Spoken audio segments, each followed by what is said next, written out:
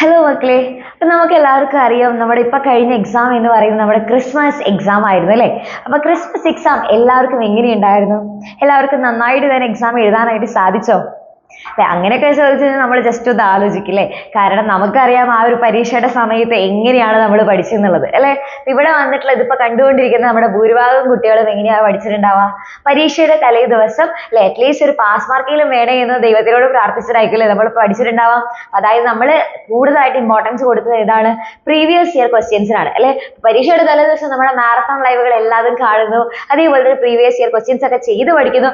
അങ്ങനെയായിരിക്കും നമ്മൾ എന്ത് ചെയ്തിട്ടുണ്ടാവുക? അങ്ങനെയായിരിക്കും ഇത്തവണ നമ്മുടെ ക്രിസ്മസ് എക്സാമിന് വേണ്ടിയിട്ട് നമ്മൾ പഠിച്ചിട്ടുണ്ടാവാം അല്ലെ. പക്ഷേ നമ്മൾ ആ ഒരു ക്രിസ്മസ് എക്സാമിന്റെ ആ ഒരു പാറ്റേൺ, ആ ഒരു എക്സാം പാറ്റേൺ ശ്രദ്ധിച്ചു കഴിഞ്ഞാൽ നിങ്ങൾക്ക് മനസ്സിലായിട്ടുണ്ടാകും എല്ലാതും വരുന്നത് പ്രീവിയസ് ഇയർ ക്വസ്റ്റ്യൻസിൽ നിന്നല്ല അല്ലെ. അല്ലാതെ നമുക്ക് വരുന്ന നമുക്ക് ഇപ്പോൾ ഫോർ എക്സാമ്പിൾ പറയുകയാണെങ്കിൽ ആ ഒരു പ്രീവിയസ് ഇയർ ക്വസ്റ്റ്യൻസ് വീണ്ടും വീണ്ടും റിപ്പീറ്റ് ചെയ്ത് വരികയാണെന്നുണ്ടെങ്കിൽ നമുക്ക് പറയാം അതൊരു സ്റ്റാൻഡേർഡ് ക്വസ്റ്റ്യൻ ആണെന്നുള്ളത് അല്ലെ. സെയിം പാറ്റേണിൽ തന്നെ എപ്പോഴും ചോദിച്ചുകൊണ്ടിരിക്കുന്നു.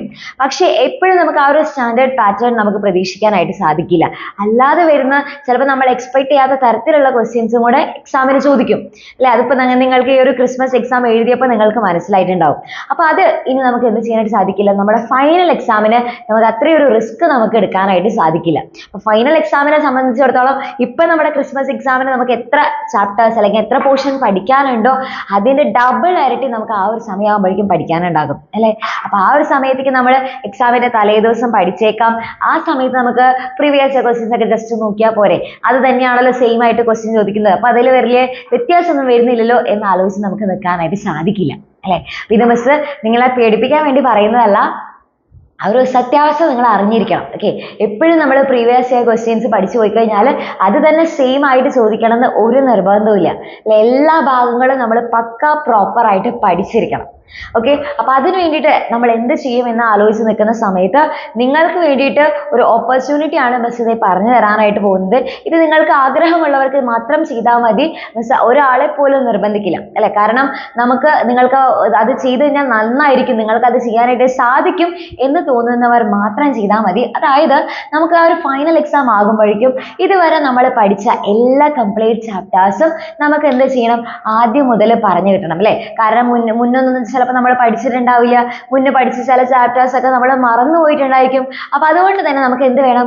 എല്ലാതും ആദ്യം മുതൽ വേണം. ഓക്കെ, പക്ഷെ ആദ്യം മുതൽ എന്ന് പറഞ്ഞു കഴിഞ്ഞാൽ നിങ്ങൾക്ക് പക്ക ഡീറ്റെയിൽ ആയിട്ട് പറഞ്ഞു തരും. പക്ഷെ എന്ന് വെച്ച് കഴിഞ്ഞാൽ നിങ്ങൾക്ക് ഫുള്ള് ഭയങ്കര ഡീറ്റെയിൽ ആയിട്ടുള്ള ഭയങ്കര ചെറിയ ചെറിയ കുട്ടി മൈന്യൂട്ട് ആയിട്ടുള്ള കാര്യങ്ങളൊക്കെ പറഞ്ഞ് അങ്ങനെ ഉപമകളൊക്കെ പറഞ്ഞ് അങ്ങനെയൊന്നും അല്ലായിരിക്കും നമ്മുടെ ക്ലാസ് എന്ന് പറയുന്നത്. നിങ്ങൾക്ക് വേണ്ടി ടു ദ പോയിന്റ് എല്ലാ കാര്യങ്ങളും പക്ക സെറ്റായിട്ട് ഡീറ്റെയിൽ ആയിട്ട് പറഞ്ഞു തരാനായിട്ട് എല്ലാ ചാപ്റ്റേഴ്സും നിങ്ങൾക്ക് ആദ്യം മുതൽ ഫുള്ള് സെറ്റാക്കി തരാൻ വേണ്ടിയിട്ട് നമ്മൾ ഒരു റിവിഷൻ ബാച്ച് സ്റ്റാർട്ട് ചെയ്യുന്നുണ്ട്. അപ്പൊ ഇതിൽ ഒരു റിവിഷൻ ബാച്ചിൽ ജസ്റ്റ് ആ ഒരു നമുക്ക് മനസ്സിലാവില്ല. ഇപ്പൊ പ്രീവിയസ് ഇയർ ക്വസ്റ്റ്യൻസ് അല്ല ചോദിക്കുന്നത്, അല്ലാതെയുള്ള ക്വസ്റ്റ്യൻസും വരുന്നുണ്ട്. അപ്പൊ അങ്ങനെയാണെന്നുണ്ടെങ്കിൽ നമുക്ക് എന്താ ഇമ്പോർട്ടൻ്റ് ആയിട്ട് വേണ്ടത്? ആ ഒരു ചാപ്റ്ററിൽ ഉള്ള എല്ലാ പ്രോപ്പർ ആയിട്ടുള്ള കാര്യങ്ങളും നമുക്ക് എക്സാമിന് ക്വസ്റ്റ്യൻസ് വരുന്ന എല്ലാ പ്രോപ്പർ പോർഷൻസും കറക്റ്റ് ആയിട്ട് കിട്ടണം അല്ലെ. അപ്പൊ അതിന് വേണ്ടിയിട്ട് ചാപ്റ്റർ നല്ലോണം തറോ ആയിട്ട് തന്നെ പഠിച്ചു വെക്കണം. അപ്പൊ അതിന് വേണ്ടിയിട്ട് ഹെൽപ്പ് ചെയ്യുന്ന ക്ലാസ്സസ് ആയിരിക്കും നമ്മുടെ റിവിഷൻ ബാച്ചിൽ നിങ്ങൾക്ക് ഉണ്ടായിരിക്കാം. ഒന്നും പഠിക്കാത്ത കുട്ടിയാണെങ്കിൽ കൂടിയും നിങ്ങൾക്ക് ധൈര്യമായിട്ട് വന്ന് കണ്ടോ, എല്ലാതും ആദ്യം മുതൽ പഠിച്ചെടുക്കാനായിട്ട് സാധിക്കും. ഓക്കെ, ഇനി അതല്ലാന്നുണ്ടെങ്കിൽ ഓൾറെഡി പഠിച്ചു കഴിഞ്ഞിട്ടുള്ള കുട്ടികളാണെന്നുണ്ടെങ്കിൽ നിങ്ങൾക്ക് അതൊരു പക്ക സെറ്റ് റിവിഷൻ ആയിരിക്കും.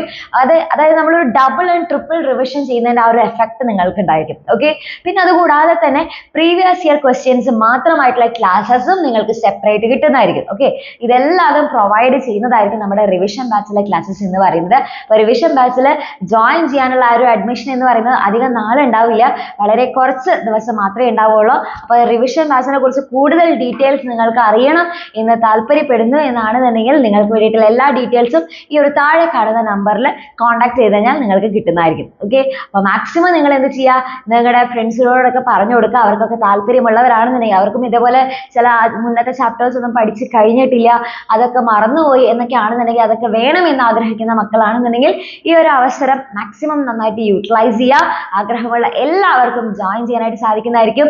നിങ്ങൾക്കറിയാം നമ്മുടെ യൂട്യൂബിൽ നിങ്ങൾ കണ്ടുകൊണ്ടിരിക്കുന്ന സെയിം ടീച്ചേഴ്സ് തന്നെയാണ് നമ്മുടെ ബാച്ചിലും നിങ്ങളെ പഠിപ്പിക്കാനായിട്ടുണ്ടാവുക.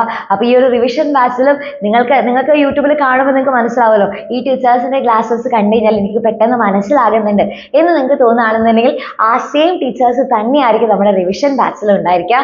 ജോയിൻ ചെയ്യാൻ ആഗ്രഹമുള്ള എല്ലാവർക്കും ജോയിൻ ചെയ്യാം. ഇത് കൂടാതെ മറ്റൊരു ഹാപ്പി ന്യൂസും കൂടി ഉണ്ട്.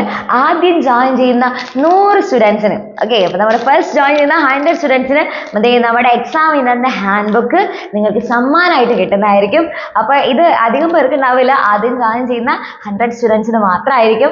അപ്പോൾ ഇത് നിങ്ങൾക്ക് ആക്ച്വലി നിങ്ങൾക്ക് ചെറിയ ചെറിയ സിമ്പിൾ ഷോർട്ട് നോട്ട്സ് ഒക്കെ ഉണ്ടാക്കണമെന്നുണ്ടെങ്കിലൊക്കെ വളരെയധികം യൂസ്ഫുൾ ആയിരിക്കും. അപ്പോൾ ഇത് ജസ്റ്റ് ഞങ്ങളുടെ ഒരു സമ്മാനം മാത്രമാണ്, നമ്മുടെ ഒരു സന്തോഷം. ഓക്കെ, അപ്പോൾ ഇത് എല്ലാവരും എന്ത് ചെയ്യുക, നിങ്ങൾക്ക് ആഗ്രഹമുള്ള മക്കൾക്ക് എല്ലാവർക്കും വേഗം തന്നെ ജോയിൻ ചെയ്യാനായിട്ട് സാധിക്കുന്നതായിരിക്കും. ഓക്കെ, അപ്പോൾ നമുക്ക് ഇത്തവണ നമ്മുടെ ഫൈനൽ എക്സാമിന് മുന്നേ തന്നെ നമ്മൾ കംപ്ലീറ്റ് പഠിച്ച് തീർന്നിരിക്കും. ഇത് കൂടാതെ നിങ്ങൾക്ക് മോഡൽ എക്സാം നടത്തുന്നതായിരിക്കും. മോഡൽ എക്സാം എന്ന് വെച്ച് കഴിഞ്ഞാൽ നമുക്ക് ആ ഒരു എക്സാമിന്റെ പേടിയൊക്കെ ഒന്ന് മാറി കിട്ടണമല്ലോ. അപ്പോൾ അതിന് വേണ്ടിയിട്ട് നമ്മൾ എക്സാമിന് മുന്നേ തന്നെ നമ്മൾ ജസ്റ്റ് ഒരു ശരിക്കുള്ള ഫൈനൽ എക്സാം വരുന്നതിന് മുന്നേ തന്നെ ഒരു കുട്ടി മോഡൽ എക്സാം നടത്തും. ഓക്കെ, അപ്പോൾ അങ്ങനെ ഫുള്ള് സെറ്റ് ആകും. ഓക്കെ, അപ്പോൾ അങ്ങനെയാണെന്നുണ്ടെങ്കിൽ ഇത്തവണ നമ്മുടെ ഫൈനൽ എക്സാം പോകുന്നതിന് മുന്നേ തന്നെ നമ്മൾ എന്ത് ചെയ്യും, ഫുൾ കോൺഫിഡൻസോട് കൂടെ തന്നെ നമ്മൾ പോകുന്നതായിരിക്കും. ഓക്കെ, ഇത്തവണത്തെ ഫൈനൽ എക്സാം നമ്മൾ അടിച്ചു പൊളിക്കും.